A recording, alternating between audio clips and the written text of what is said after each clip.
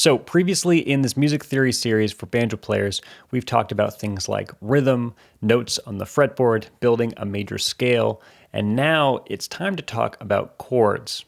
What chords are, how to construct chords, what chords are in each key, what it means to be in a key, and also some really common ways to play chords all over the neck of the banjo. And what's great about this lesson is that it's not really that much new information. It's really just about looking at the information we already have in new ways.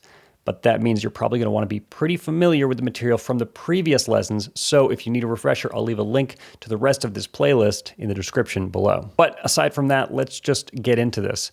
What is a chord? Well, the most basic description is just more than one note played at the same time. Some people will say more than two notes played at the same time, but it's just multiple notes played at the same time. But you can kind of see what the problem is.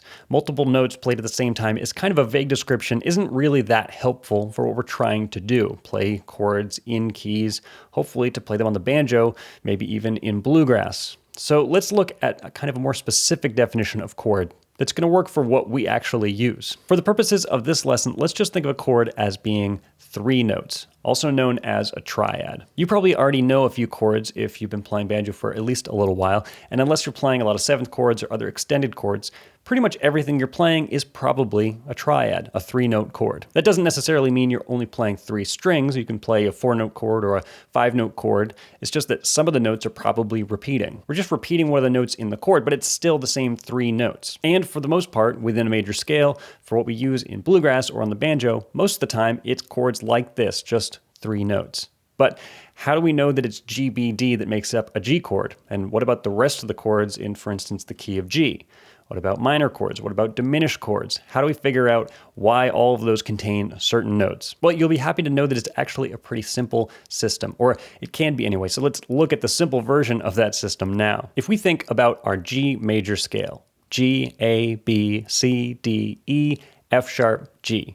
That's every note in the key of G. We can just think about this as being the key of G. Every chord in the key of G is made up of these notes, just different combinations of these notes. There's no chord in the key of G that contains a different note other than these, and we use every single one of these notes to make up the chords in the key of G. And there are 7 chords in the key of G, one starting on each of these notes. So there's a G chord and an A chord and a B chord, one for each of them. Some are major, some are minor, one of them is diminished. We'll get into that later. But each of these notes is the root or first note of a chord in the key of G. So then you might be wondering, how do I get the rest of the notes in each of these chords? What are they? Well, this is where it becomes extra simple. All you do is start from the first note, let's say G. Then you skip a note, A, to get to B, that's the second note in the chord. Then you skip another note, C, to get to D, that's the third note in the chord. Those are the 3 notes in a G major chord. It's just skipping a note and then skipping another note. And just to have some words to describe what we're doing here, the G is the root, the first note, and what the chord is named for. The B is actually what we call the third. Think about it this way, G, A, B. It's the third note counting up from G. And then D is the fifth, G, A, B, C, D. It's the 5th note counting up from G. So each of these triads has a root, a third, and a 5th. And we find all of those notes in exactly the same way. We start from one of the notes, and then we skip a note, and then we skip a note. That's it. By the way, folks, I should mention that if you want a PDF file for all the material in this lesson, like chord diagrams, that kind of thing, and actually PDFs for all of my lessons, like tablature and all that sort of stuff, you can find that at patreon.com/EliGilbertBanjo. And if you don't mind, do me a huge favor and subscribe to this channel and like this video. That's a huge thing that you can do to help me make more of these videos. So if you do that, I really appreciate it. Okay, anyway, back to the lesson. So if you wanted to find all of the chords in the key of G, you would just start at each one of those notes and follow the same process, finding the third and the 5th. So let's do that. Let's look at all of the chords in the key of G. But I'll let you know that as we go, I'm going to call some of these major, some of them minor, one of them is going to be diminished, and I'm not really going to get into exactly what that means right now. In a future lesson, we'll talk about the differences between major, minor, and diminished chords from a theory perspective. But for today, let's just think about how they sound and how to play them, because that's actually a lot more practical for most banjo players in most contexts. It's not the most music theory heavy thing to do to just skip over that. but I'm trying to get you to be able to use this information to play music first. That's useful information, but it's not the first information that you're going to need. So we're just going to talk about what the notes are, how to play the chords, and then what they sound like for now. Okay, so we have our G chord, right? G, B, D. Let's just go down the line and do the rest of them. The next chord, starting at A, is going to be A, C, E, A minor. Then B, D, F sharp, that's B minor. Then C, E, G, that's C major. Then D, F sharp, A, that's D major. E, G, B, that's E minor. And then F sharp, A, C, that's F sharp diminished. Okay, so here we have all of the chords in the key of G, and you've probably played songs that contained all of these chords. And that's kind of how they all feel connected, is they all come from the same scale. They're just different combinations of notes from the same scale. There's a little more to it, but that's kind of a simple way of looking at it that I think actually makes a good amount of sense. But here's what's interesting. Think about what order these chords are in. Not the names of the notes, but what type of chord they are. We have major, minor, minor, major, major, minor, diminished. That pattern applies to every major key, not just G major. So no matter what key you're in, that's the order in which the chords will go. Remember that when we talk about a major scale, we think whole, whole, half, whole, whole, whole, half. We have a little pattern for remembering what order these things go in. Well, it's the same for the order of these chords. We actually have a similar pattern that we can use to apply to this without having to count through all of the names of the notes all the time. So let's just think about another key and see how this lines up. If we think about a C major scale, the key of C, it's just C, D, E, F, G, A, B, and then back to C. If I apply this pattern of major, minor, minor, major, major, minor, diminished, then I end up with this. And these are the chords in the key of C. If you were to do the same process of finding the root, third, and fifth, this is what you would end up with. And to me, this is very cool because this is one of those times I get to show you something that's going to help you not think while you play music. If you had to count your way from the root to the third to the fifth, every time you wanted to find out what notes were in a chord or which chord to play or which chords were in a key, it would take forever and you'd never actually do anything spontaneously in music. But the easier this can get, the more simple the patterns can be, the more you can have easily memorizable things that you don't have to think about all the time, the more you can be spontaneous while playing music, the easier it is to improvise, and the more you can just experience music without analyzing it all the time. Music theory is great for analyzing things, but in some ways it's also great for doing a little preparation beforehand so that later you don't have to think about it again. You should absolutely go through the process of finding each chord or counting your way up and down a scale to find different information. That's a really good skill to have, but I don't want you to feel like you have to be doing that all the time or that that's just how the rest of your musical life is going to go. And this is really important information because it's what's going to help us play songs in different keys or learn new music quickly or learn songs while we're in the middle of playing them, like in a jam or a gig context, using something called the Nashville number system. But that only really works if you understand all this information in at least a couple keys, knowing which chords are major, minor, and diminished in keys like G, C, D, as many as you can. 12 would be great, but start with the keys that you play songs in frequently, like probably G, C, and D. Okay, so that's pretty much all the music theory knowledge that you need at this point for your understanding of chords. Now what we want to do is actually put this on the banjo. And to do that, there are three really common ways that banjo players tend to play these chords, depending on what order you put the notes in. So let's just start with G major. The most basic way you can play a G major chord, which we know is G, B, D, is just play it in that order, G, B, D, with this shape.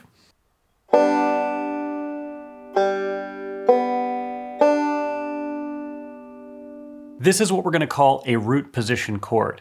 It means that the lowest note in the chord is the root of the chord. The root of a G major chord is G, and that's the lowest note in this shape, so it's a root position chord. If we do that with all the other chords in the key of G, and we just make sure that the lowest note is the root of each chord, then those are all root position chords.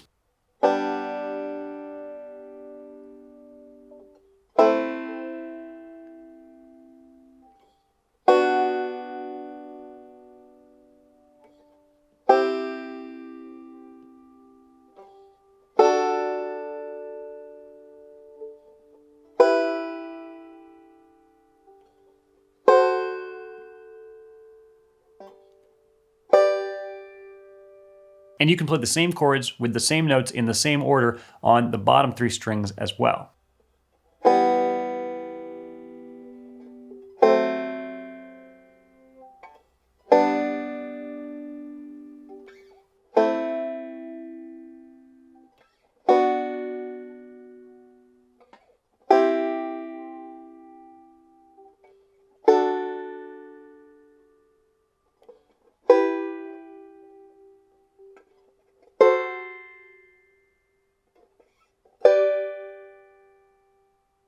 Okay, so before we move on, I just want to go on one quick little tangent about the number of notes that we're playing in each of these chords. So far, it's just 3 notes. There are 3 notes in each chord, and we're playing just 3 strings. Just the bare minimum that you would have to play all the notes in the chord. But I bet you've seen some chords or played some chords that involve 4 or 5 strings. Well, in most cases, unless you're playing 7th chords or something like that, it's the same 3 notes just with some notes repeating. And I'm not going to show you those chords in this lesson, but there's a really simple way to get there if you want. First, just look at this root position G major chord. That means just G, B, D, like this. Well, think about how the strings are tuned. The 4th string and the 1st string are both tuned to D. That means no matter what fret you play, if you play it on both the 4th string and the 1st string, it's going to be the same note. To make that a little simpler, just take this chord shape, this note G on the 4th string. If you play this fret on the 1st string, it's the same note, G. If you add that to this chord shape, you end up with this. It's the same thing, you just add another G. It's not a different chord, it just sounds a little bit different. You could play different roll patterns with it, you could strum it. It just has possibly different applications, but it's really the same thing. But you can apply this process and this concept to every chord shape I'm going to show you in this lesson. And here's another example. Let's say you play this A minor chord, A, C, E. Whatever note is on the 1st string, you can play the same thing on the 4th string. It'll be the same note. It happens to be E. In this case, the way we're fingering this chord, we're going to have to rearrange some things. But if we add the 4th string on the 2nd fret, just like we have it on the 1st fret, we end up with this shape. Still an A minor chord, all the same notes, it just has 2 E's in it. So you can do this to any of the chords that I show you today. And for the sake of time and keeping things organized, I'm not going to go through every single one of them and add another note, but you can do that. Whatever's on the 4th string can be on the 1st string. Whatever's on the 1st string can be on the 4th string. And if you do that, you're going to make some interesting connections to how some of these shapes are all connected to each other. But don't worry about that now. I just wanted to put that out there in case that was of interest to you. Otherwise, just follow along with the lesson and come back to this if you find it interesting. Anyway, that's just one of 3 chord shapes that we're going to talk about in this lesson. So let's move on to the next one. We've looked at root position, which means the root of the chord is on the lowest string.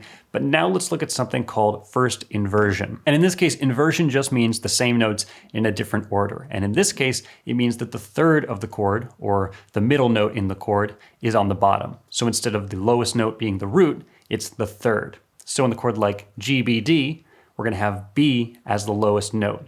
That's going to rearrange everything else and give us a different shape that we play in a different place, but it's the same chord. So here's how you play a first inversion G major chord.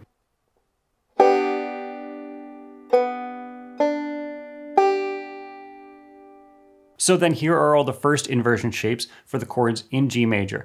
And this time I'll just show them to you on the top 3 strings and then right after the bottom 3 strings.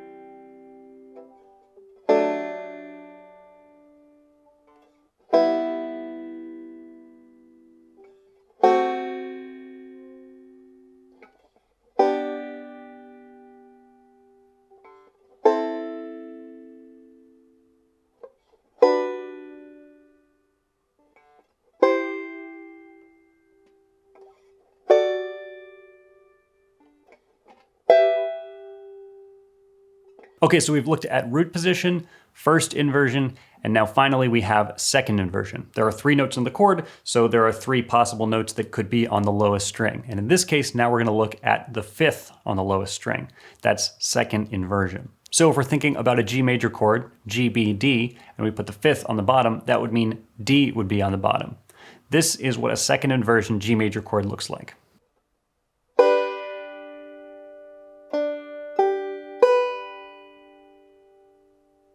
And if it's not already apparent to you, then think about it this way. The 5th is on the bottom, then we have the root, and then we have the 3rd. It goes 5th, root, third.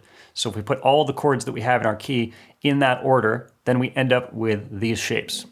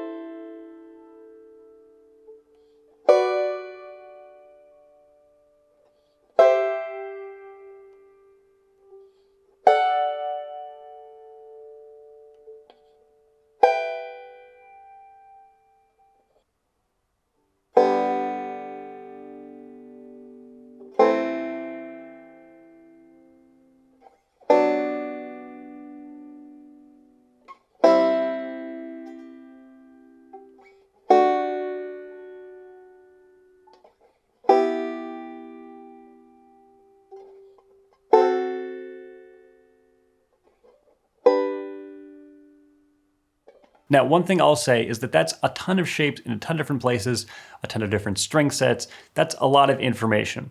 And to be honest, a lot of bluegrass banjo players don't really think about chords in that way. But if in the future I'm going to talk about things like improvisation or things outside of bluegrass, then I want to make sure that I've at least laid the groundwork so that that's possible. You don't have to use all of this information to play bluegrass. In fact, you probably don't need very much of this information at all to play bluegrass. But my guess is if you're this deep into this series by now, then you're already interested in what I have to say about music theory, so we'll just move on. Now, in terms of practicing this stuff, playing all these chords up and down the scale in each position can be really, really helpful in terms of understanding music theory or the fretboard or just chords in general. But the way that you do it is really important. If, for instance, you just memorize these shapes in the key of G and you just practice them, well, you'll be really good at playing all the shapes in the key of G, but it's not really going to transfer to any of the other keys. So you're going to want to do this in a couple different keys, which means understanding the major scale in a different key, also what chords are in another key, where those positions end up on the fretboard, which means you'll need to know the notes on the fretboard. It all connects and it can feel like a lot of homework, but after you do it in a few keys, you're actually going to run out of notes that you don't know, or chords that you don't know, or positions that you don't know. It kind of snowballs and it gets easier the more you do it. But there are a couple tricks that you can use to jumpstart this process. If you're just playing the shapes up and down and not really thinking too much about them, then it's possible that you're not really going to know what it is that you're playing. You don't always have to be thinking about what the names of notes and chords are, but you at least want to have that information if you need it. So one thing that I find really helpful is just to name each of the chords as you play them. You can either name the chord itself and say G, A minor, B minor, C major, D major, or you can get really used to the pattern of each major key and say major, minor, minor, major, major, minor, diminished. Whatever it is that you're trying to work on, if you just implement that as you're practicing it and say out loud what it is that you're playing, that's going to stick in your mind a lot clearer. Another thing you can do is practice just each position of one chord at a time. So for instance, instead of playing all the chords in the key of G major, I can play all the shapes that I have for a G major chord, like this.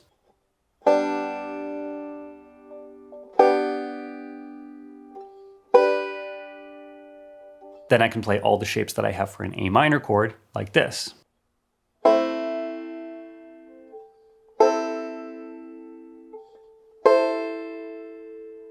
Then I can make sure I'm well-rounded and I can have all the shapes for a diminished chord like this.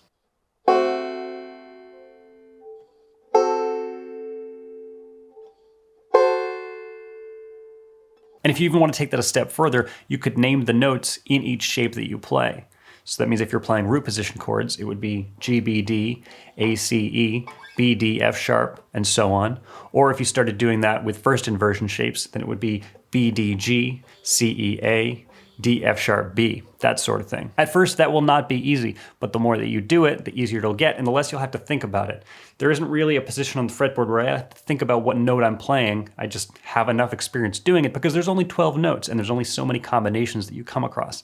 Not only that, if you're playing bluegrass, you're not going to be playing in a million keys, you're going to be playing in maybe 3 or 4 keys. It doesn't come up that often that you're playing in E flat or C sharp minor, so even though you could practice those things, and I have at this point, it doesn't come up so often that you need to be worried about knowing that. Focus on things like G, C, D, A, E, that kind of thing. Stuff that you'll actually see as a bluegrass musician if that's what you're into. Now, I would say that that's plenty of information for now and probably enough homework in terms of things to practice, so we're gonna leave it there. But feel free to check out Patreon if you're looking for more ways to practice this sort of stuff, or diagrams of all these chords, tablature, that sort of thing.